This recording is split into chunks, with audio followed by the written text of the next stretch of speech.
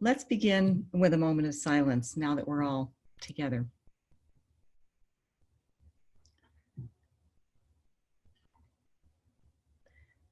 Grounding ourselves in our bodies. Feeling whatever there is to feel in your body.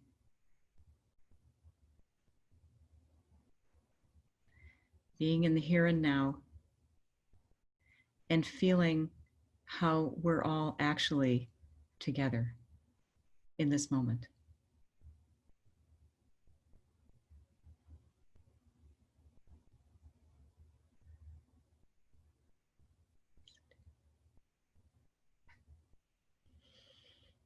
Let's take a breath together.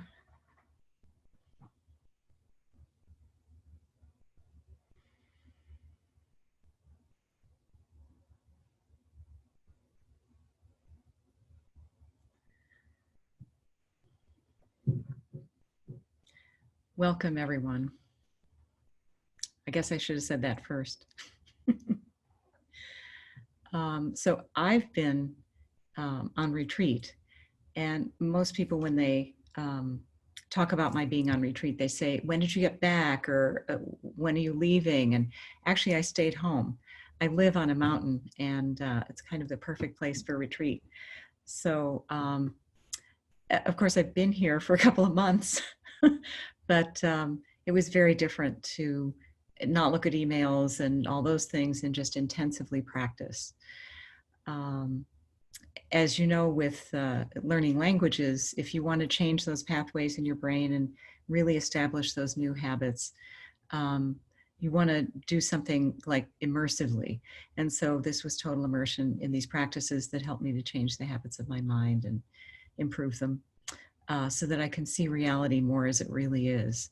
And I was plenty distracted, and as with all practices and all retreats, I was forgetting and remembering, being mostly distracted, and then having these sublime moments of seeing reality more as it really is. And that's basically what I was experiencing in this retreat. And just, I feel wonderful now having emerged from that and still holding a lot of that new ground that I gained, and hoping I can keep holding that while all the work comes tumbling down. It's sort of like, there was this old show on TV where this guy would open the door of his closet and everything would come pouring down on him. And I sort of feel like that after retreat. But, you know, I still have the same practice that I'm doing every day. And so that keeps reminding me and bringing me back. I wanted to share a little of that with you because, you know, many of you I know do practice regularly. And I wanted to talk a little bit about this immersive experience of retreat, which is a wonderful balance. You don't want to just do retreat and then ignore your practice every day. You want to follow through with the everyday practice. And you enhance your advancement so much. And you can really see the progress when you do something immersive like retreat. So I feel really fortunate that I can do both. And it's actually my day job.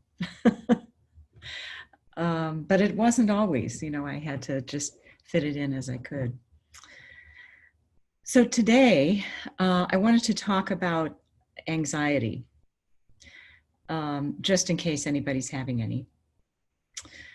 And I wanted to look at modern scientific Western methods of looking at what's going on with that and what we can do about it, how we can work with it, and ancient Eastern methods of how we can work with it. And then we'll, of course, do one. So first, I just wanted to quickly ask, how is everybody doing? If you could just say a few words, you know, on the chat, if you feel like it, of course, totally optional. So then we can, you know, share if we feel like it. Somebody's saying tired, stressed. Yeah. Um, and is anybody feeling anxiety at all? Hmm. Hmm.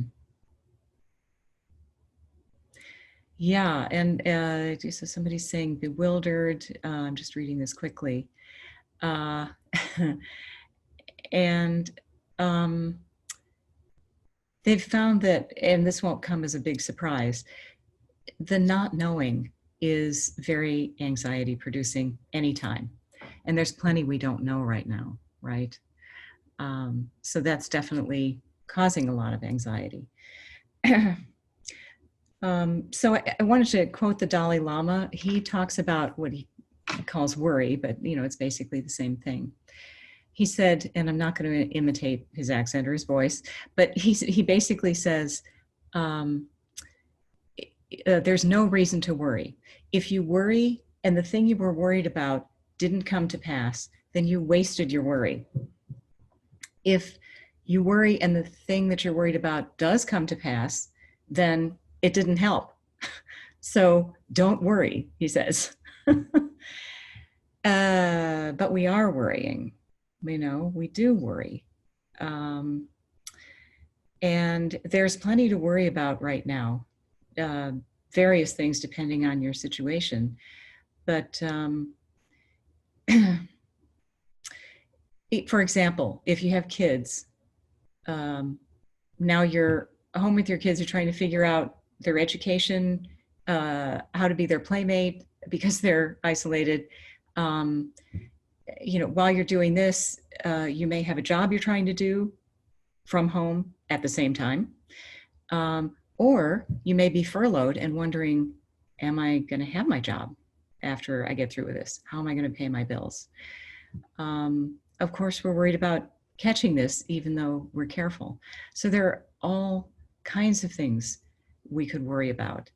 And much as we don't want to worry, we can still go ahead and worry. It often happens. I'm thinking of an old bumper sticker, and I don't know exactly how it was worded, but sort of like, if you're not concerned, you're not paying attention. So yeah, we're worried. And, not all the time, but often that worry can be way in the background and it's not always in the foreground, but it takes its toll on us, on our bodies and on our minds. And then other times it comes leaping out in front of us. So a lot of people are worried. Somebody just shared recently with me from the Wellable website, a little survey they did. They asked, during what period of time were you the most stressed about work? And 14% of people cited the 9/11 attacks. 13% cited the 2008 crash. And for COVID-19, it was 69% said that it's now with COVID-19. So that's more than 2/3 of people in the survey. So we kind of want to ask the Dalai Lama, okay, we agree with you and we don't want to worry, but how do we work with worry? How do we work with anxiety? And he's a good one to ask because he's had plenty to worry about. He's been the leader of his country, which has been taken over by China, which has wanted to stamp out their culture, their religion, their way of life, their second-class citizens in their own country, and so on. He himself barely escaped with his life, and has been living in exile ever since. He could worry plenty. And he truly has been able to work with worry and anxiety. And our lamas, Tugu Sangak Rinpoche and Namchak Rinpoche, escaped from Tibet over the Himalayas and were refugees and had plenty to worry about. People without a country, and how do they even travel anywhere? They don't have passports and so on and so forth. There's plenty to worry about. And they had a lineage that was almost destroyed. and yet they don't worry. I've been with them up close, and they really don't worry. And I have to say, I've really improved in this department myself.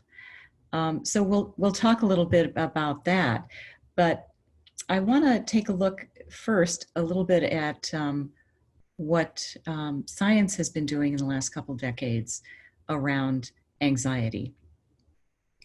I read a Newsweek article recently about that, and this was titled, just for those of you, we should probably share it later, but those of you who want to refer to the article, it's called, I've got my notes here, Scientists' Understanding of Anxiety is Radically Evolving, but How Long Will It Take for Treatments to Catch Up? I love long titles. Anyway, this is from September 5th of last year. So after a few decades of hardly any advancement in understanding how anxiety works and what's going on in the brain, I think it was mainly functional MRIs that started catching the brain in action with what parts were lighting up when there was anxiety. And at first they were thinking, okay, it's the amygdala. But that turned out to be more designed for fight or flight. So if a tiger's after you, the amygdala is kicking in. But in modern life, we don't have so many tigers, but we have a lot of things that are more ongoing anxiety. So what they then found was that there was another part that seemed to light up that had to do more with hypervigilance, ongoing hypervigilance. So that sounded more like it was on target for anxiety. And that part, for those of you who are interested, is called the bed nucleus of the stria terminalis. Got that? BNST is what they all call it. But then what they found was that wasn't it either. And one of the foremost neuroscientists who've been studying anxiety, his name is Joseph Ledoux, he said, actually, it's a whole brain phenomenon. Now, my personal theory is that the brain is a thinking machine that the mind uses. And so if the mind is going toward anxiety, it's going to make various things light up in the brain. But that's not the source. The brain pieces aren't the source of the anxiety. So then I'm thinking of Dr. Richard Davidson, who is a friend of mine, and we've presented together and stuff. And he's worked with His Holiness the Dalai Lama, and he also has a big, extensive laboratory studying the brain and working with meditation and working with things like anxiety and other things. But anyway, he just said a really simple statement that I found intriguing. He said, a distracted mind is an unhappy mind. A distracted mind is an unhappy mind. Just that simple. And the way he talks about that is that if we're anxious, it's usually about something in the future, right? We're worried about, my job may not be there for me after this, or what does this affect on my kids, or any number of, will I catch this terrible disease? All kinds of worries. And actually we worry about all kinds of things, relationships, money, our health, all kinds of things. And all of that, just about all of that, has to do with the future. And then a distracted mind also ruminates on things in the past. Something somebody said to us that, we had a reaction to. Rehearsing conversations we might have with them in the future to straighten it out. This kind of thing. And I know when I go on walks on my beautiful mountain, there can be whole chunks of the walk that I wasn't even there for. This beautiful mountain forest I've just totally missed because I was having an internal conversation. I was rehearsing. I was worried about something in the future and sort of playing out scenarios. And most of the scenarios we play out are kind of worrisome. So that's how he kind of explains why he came down to this simple statement: a distracted mind is an unhappy mind. So getting back, so again, what do? We do get distracted, and much as we'd rather not, our minds go to these unhappy past things and future things, and we miss the present. And not very happy about what we are ruminating about. So getting back to the lamas, His Holiness and Tuku Sangak Rinpoche and Namchak Rinpoche, what do they do? What is their secret?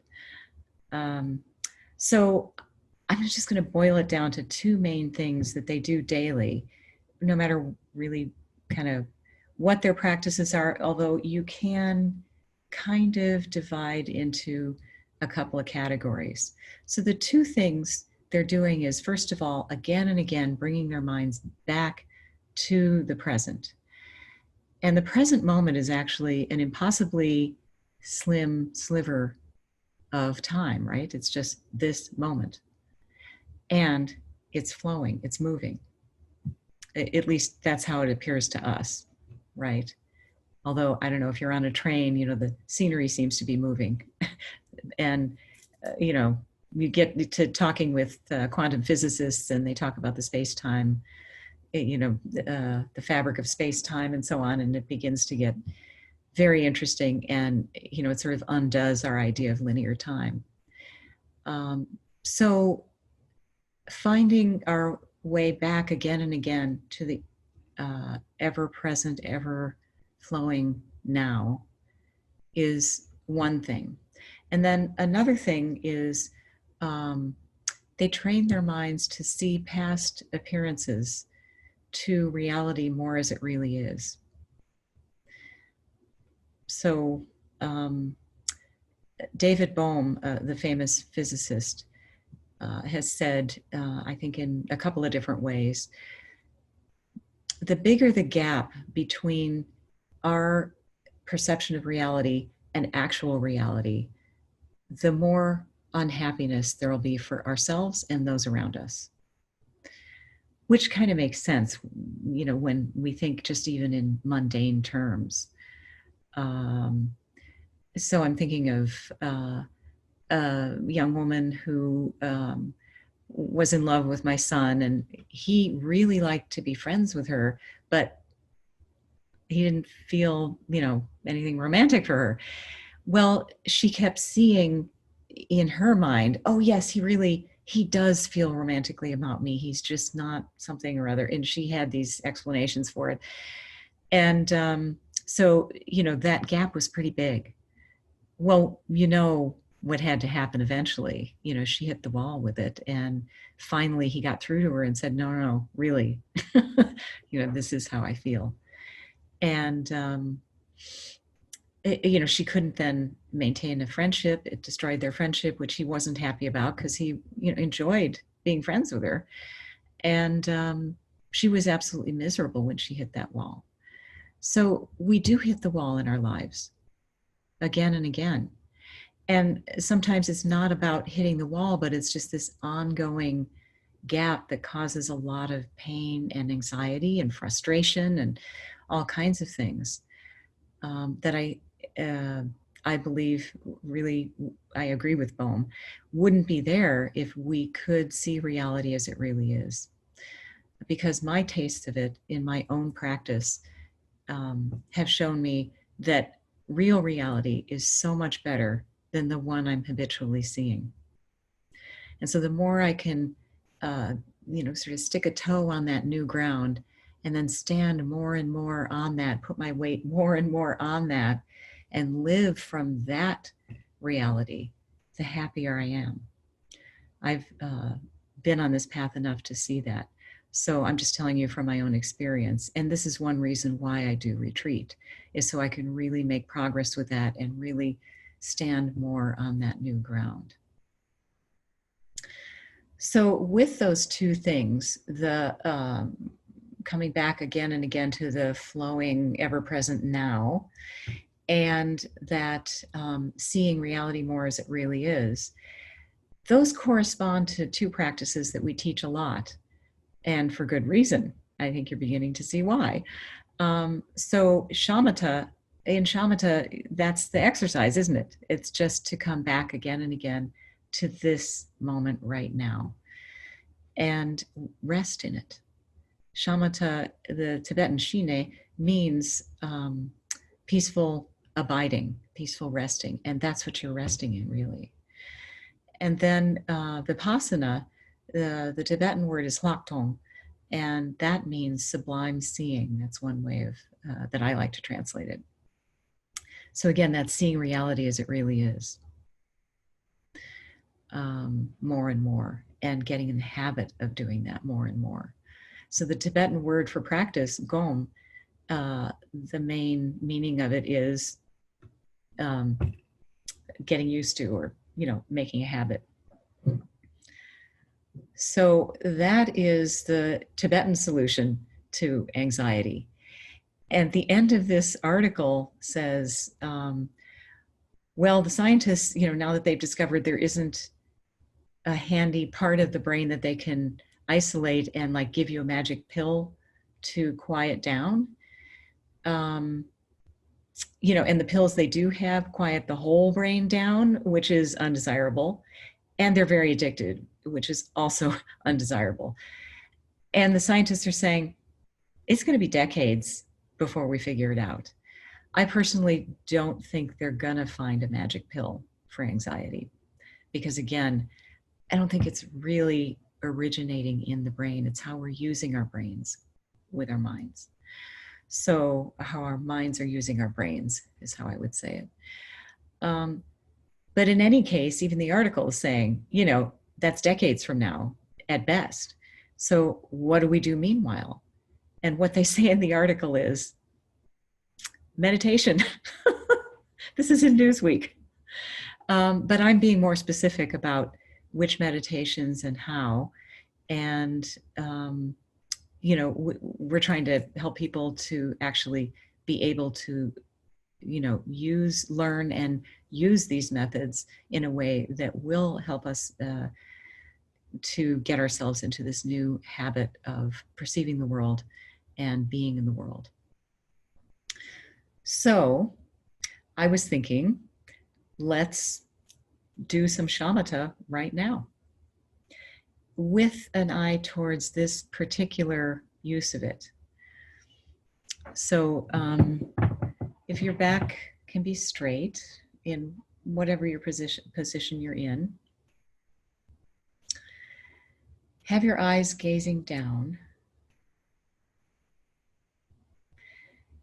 gazing just at the space down and in front of them. And let your mouth open just a little bit. Let your jaw be really relaxed.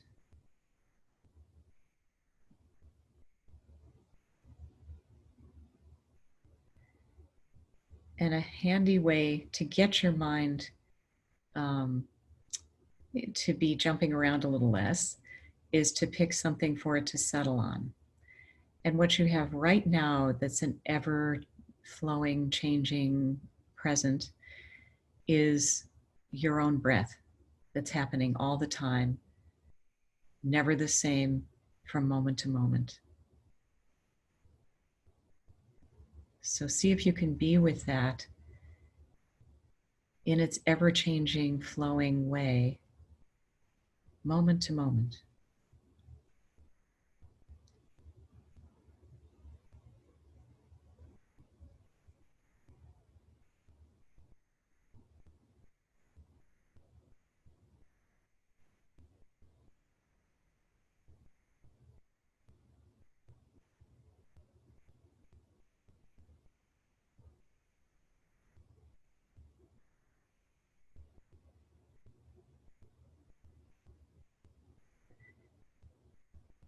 And rather than labeling, you're just being in the experience of the whatever movement is happening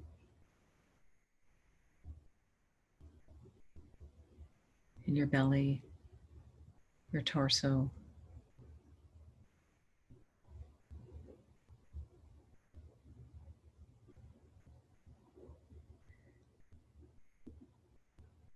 The slight coolness in your mouth on the inhale, warmth on the exhale.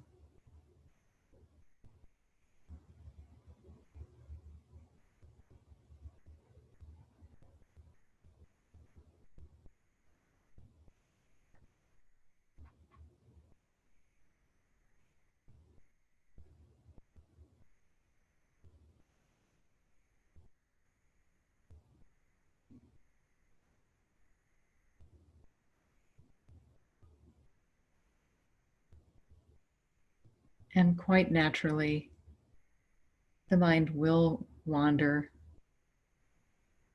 and then you have a moment of awareness, which is a good thing. You're training your mind to be aware of itself. That's called meta awareness. Meta awareness is a good thing. And then bringing it back again and again, practicing settling into the present moment again and again, also a good thing.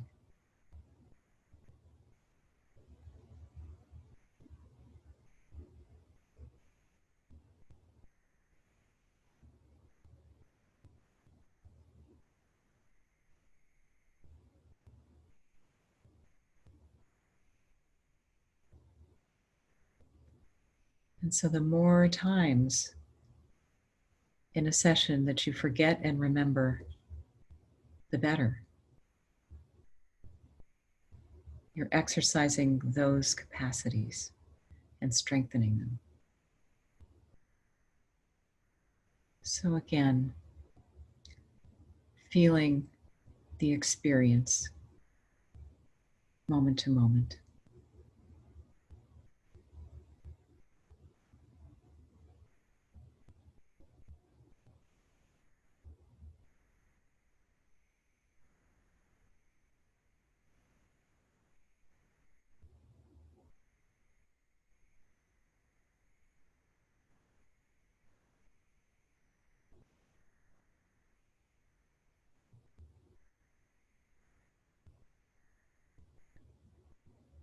You might try pausing at the top of the breath and at the bottom, savoring even more stillness in that moment.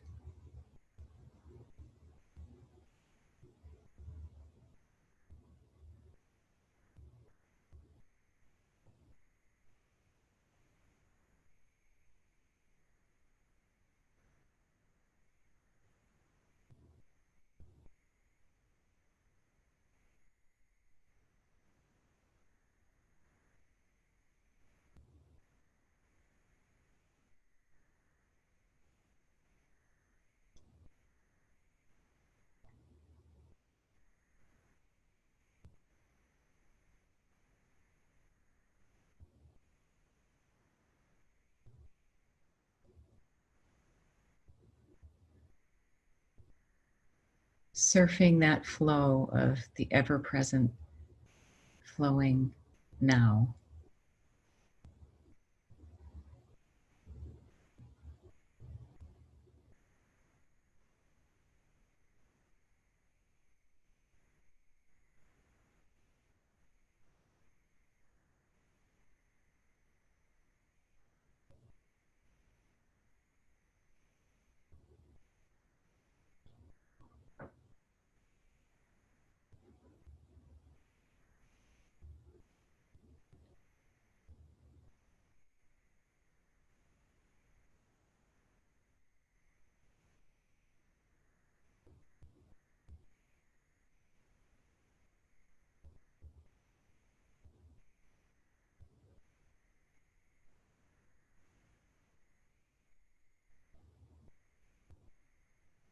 All right.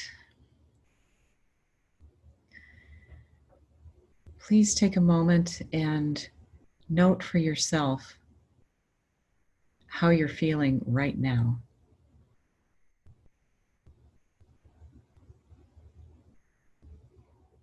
Do you notice any difference after a few minutes of that?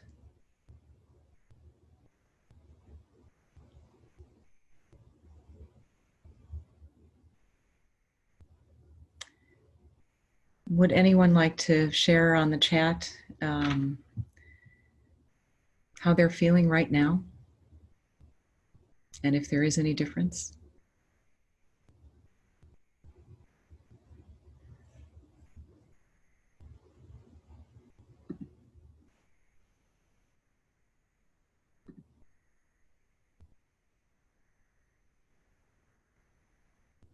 Yeah, so I'm seeing from people's reports,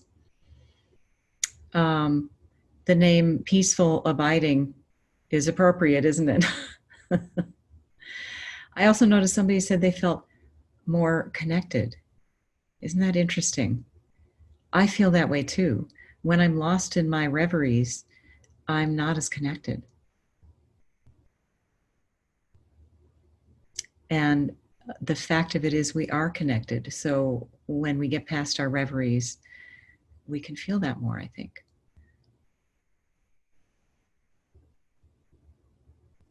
And somebody else talked about centered.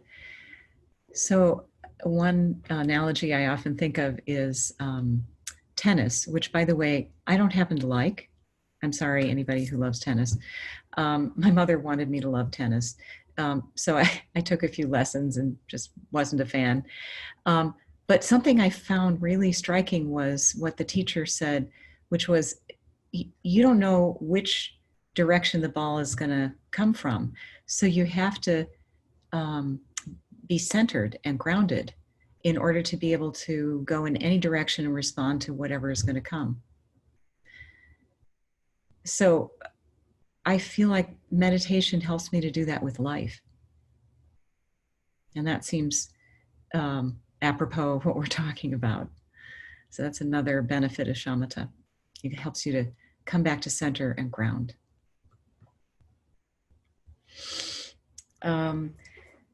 So now I'm wondering if there are any questions.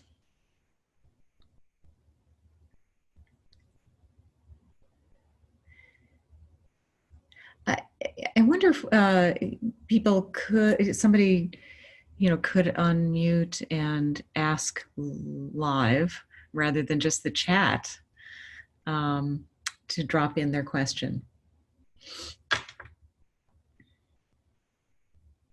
Is it okay if I ask? Whoever that is, yes. Oh, hi, Eve. Is it really that simple?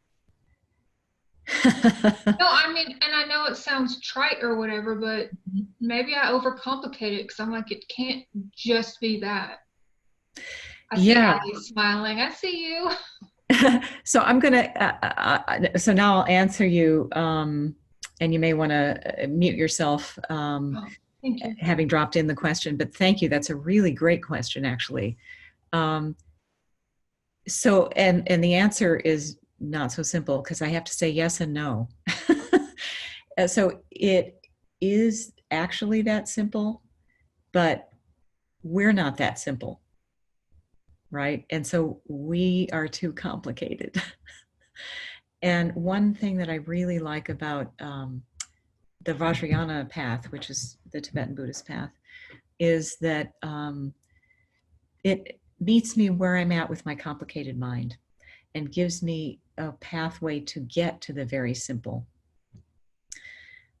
When I first took the Dzogchen teachings from Rinpoche, Tukusangak Rinpoche, and he was teaching Dzogchen, which is utterly simple, but it's actually after a long path of some complexity. He said he was trying to transmit to me something that's beyond words. And so there are various skillful ways of doing that.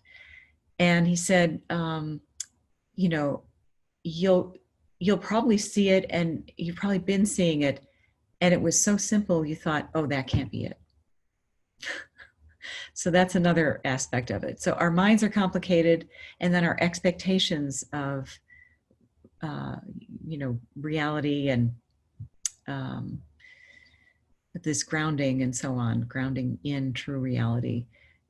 We believe, well, it can't be that simple. And so we keep skipping over it and missing it. So those are two ways that I can answer that. Anybody else? I had a question. This is Chris.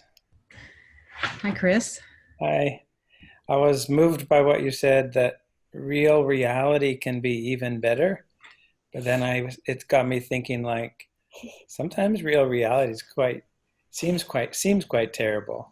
So I just wondered if you could say more about, like, your experience, what you meant when real reality is even better. Yeah. Yeah, well, in Fresh Off Retreat, I really feel, kind of full of the reality of what I've experienced. I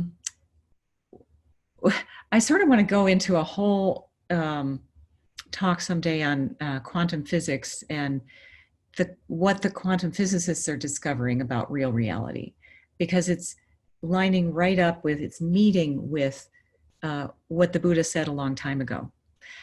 I remember in early teachings with Rinpoche, he started talking about reality on the subatomic level. They have, words for this and concepts for it. He studied it and so on. He was describing it, and I got all excited, and I said, well, for the last few decades, the scientists have been saying the same thing. And he looked at me, and then through the translator, he was saying, so the Buddha was saying this 2.5 millennia ago. What? He was just like, what are you excited about? So on the quantum level, reality is very different, and scientists will, when they're being honest, and many of them have been, they say, we're observing this and we don't really understand it. But it's not solid, for example. So a lot of our perceptions are based on the habit of mind perceiving that everything's solid, and it's just not. And we know this from the little bit that we know from about quantum physics, right? But also those experiments that were done, the famous two-slit experiments. I don't know if you've heard about those, but the scientists' expectations changed the outcome. Same experiment, same everything, but the scientists' expectation changed the behavior of the subatomic particles so that they were no longer acting like particles if the scientist expected them to act like waves. But if a scientist expected it to act like particles, it did. Same experiment, same stuff, same everything. So then you start to realize, okay, so how would awareness be local? And when they split two particles and their twin particles and they put them across a great distance, when one rotates one way, then the other one rotates the other way. And when one switches, the other one simultaneously changes in concert with that. So that's faster than the speed of light. So, it's all somehow connected in a way that we don't understand, right? So yet that's real reality. And that's inside our bodies. It's everywhere. And this, by the way, this inside and outside our bodies thing, you talk to quantum physicists and they say, well, on the quantum level, there's no such thing. And that's been my experience when I've sat and done shamatha. I realized that this inside and outside of my skin is not the distinction that I thought it was. So I could go on, but I'm going to stop there. And just, I want you to, kind of loosen your sense of what reality is. I'm going way down to the root of it, right? And there are bridges to get there within this tradition. So I'll just leave it at that. It's a profound, you guys are asking great questions. and they're real questions, you know. So anybody else? Hello, can I ask the questions? Yeah, who am I? I'm Jerry. Okay, just trying to find you. Okay. Or is Jay in the system? Oh, You mentioned about Vipassana. I wonder, in the Tibetan tradition, does Vipassana naturally occur when you do the Samatha meditations, or do we have to do a separate meditation or practice to cultivate Vipassana? I know in other Buddhist tradition, there's some sort of debate about that too. Some claim that you could cultivate both by doing the calm abiding meditation. Some say no, you need additional practice or support. So I'm just curious about the Tibetan tradition about cultivating asana. Yeah, in Vajrayana, we believe that just doing shamatha, you could eventually get to enlightenment, but it's really the scenic route. It's a very long route. Vipassana helps to shorten that. So if you get instruction that is specifically Vipassana, and then you practice specifically Vipassana, and you practice them in conjunction with each other, which I won't go into right now, then you shorten that a little bit. But then there are practices beyond that. Once you're kind of standing on that ground and you've trained your mind to settle to a certain extent and see reality as it really is to a certain extent, then there's stronger and stronger medicine. There are stronger and stronger practices that are more and more efficient at moving you along toward those goals in an ultimate sense. So is there another question? These are so good. I have a question. Yeah. Hello, everybody. My name is Sutta. So in my Blackfoot tradition, we have a practice of calling yourself. And so maybe this is where there's an intersection, maybe, because when I get to focusing on nothing and I start to get distracted and my mind goes to work and everything else, my words are a little harsh to myself when I'm like, okay, focus. So I'm thinking there must be some intersection there of being outside of your body and being everywhere at one time. Like there's no inside, no outside. And if I'm distracted, does that mean that part of me, part of my mind is still someplace else and I'm not all here? I don't know. I'm not sure. Yeah. It's interesting, isn't it? This idea of location, which of course is a whole misunderstanding and misapprehension of reality right there. So our mind can be sort of in the entirety of reality while never particularly leaving our body, right? Because what the physicists are getting to, and is also an understanding in Buddhism, is that it's holographic, really. So any part in a way contains the whole, and the whole contains the whole part, the parts, and so on, and there isn't this linear understanding of it. So I have to start with that. And then getting to the practical matter of our sort of, how can I say, bawling ourselves out for being distracted. So the way I like to talk about it is, it's kind of like the difference between the teacher you really didn't like in school and the teacher you did like. So the one you didn't like might have had these big expectations. You're supposed to sit and do math for an hour and a half and you're supposed to like it, and and if you make a mistake, it's terrible, and this kind of thing. Well, what you learn is to hate learning, when you're in an environment like that. But then there are other teachers who are like making it delicious and interesting and fun. And so I was talking about savoring those still moments in between the in-breath and out-breath, for example.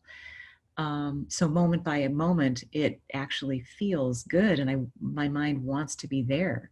So if I'm training my mind, it's like I'm trying to be the good teacher training the kids in school, right? So it's, you can think of your mind like that. And then we don't want to be harsh with that student. We want to praise them for whatever they are accomplishing and taking it in bite-sized pieces. So when our mind accomplishes the higher level of awareness of noticing we're distracted, after a lifetime, day and night, of wandering around and not noticing, that level of awareness of noticing, that's really good. So we give the student a pat on the head, right? And then when the student, sits back down for a few moments of settling in Schemata, again, that's better than the student had ever done before coming to the kindergarten, right?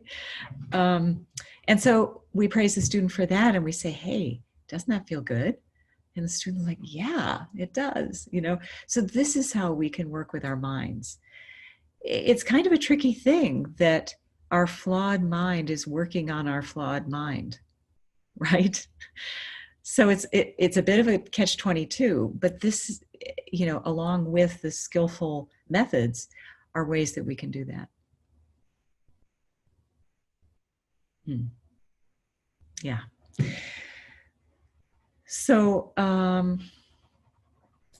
I was thinking now we could do another short shamatha just to finish out our time together. So again, I'm going to stop hunching, which I tend to do. And you want your back to be straight yet relaxed. So imagine that you're a marionette, a puppet hanging from a string that's coming from the back top of your head, hanging from the ceiling. And so you're very relaxed and fluid, yet straight. And again, your eyes are resting downward.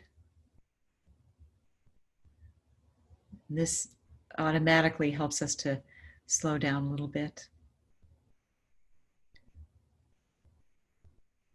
And we can once again focus our minds on the process, the experience of breathing. And your mouth is a little bit open, and you're letting the air just slowly waft in and out of your mouth.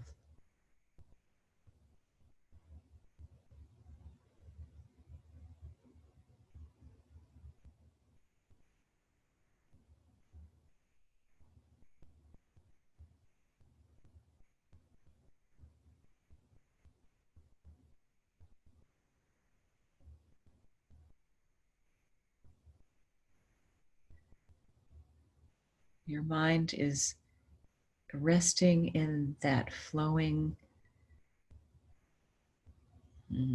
moving, ever-present now.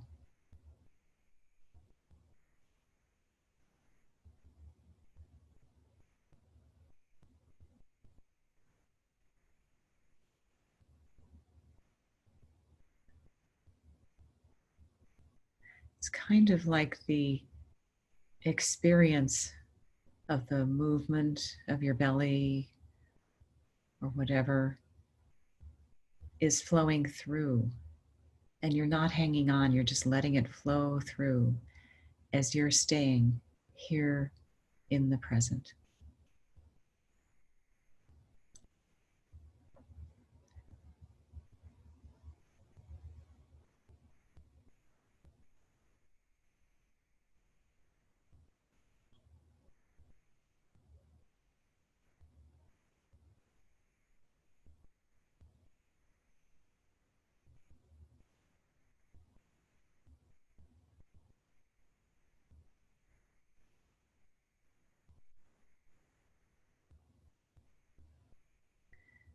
Another thing Rinpoche said was, it's simple, but not easy. This is a new habit. And at first, new habits are not easy as we're trying to cultivate them. And so we'll be gentle with our little kid self as it wanders off and comes back, forgetting and remembering again and again. That's the cycle of practice.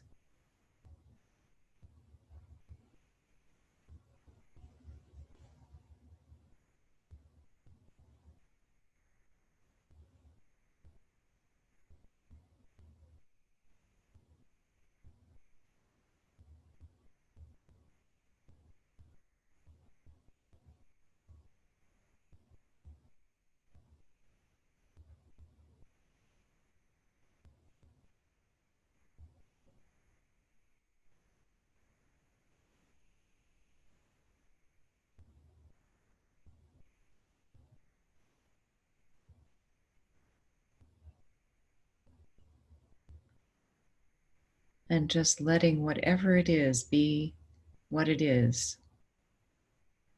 And that allows us to let it flow through.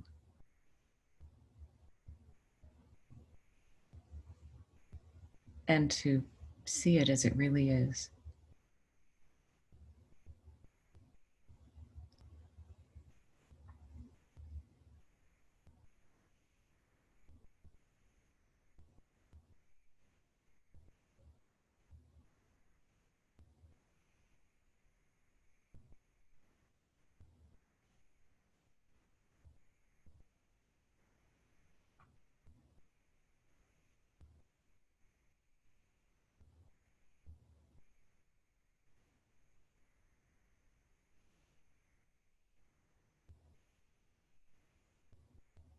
And remember to give yourself those moments to savor, pausing at the top of the breath and the bottom,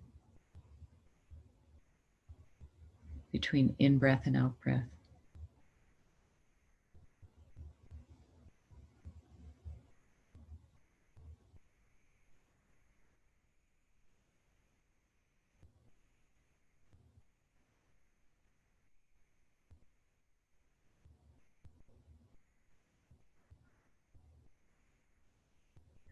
We're savoring but not clinging, letting those pass through too.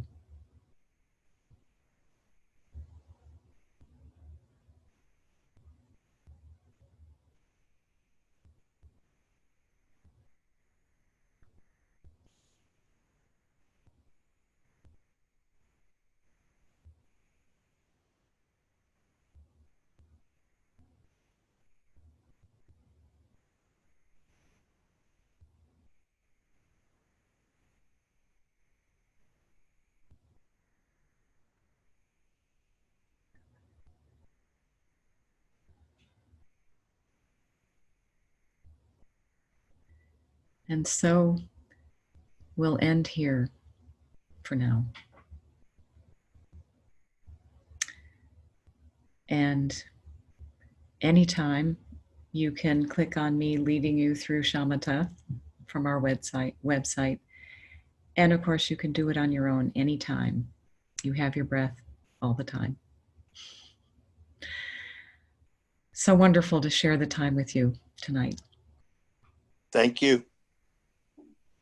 Thank you for coming. Thank you. Thank you. Bye-bye. Take care, everybody. Bye. Stay You well. too.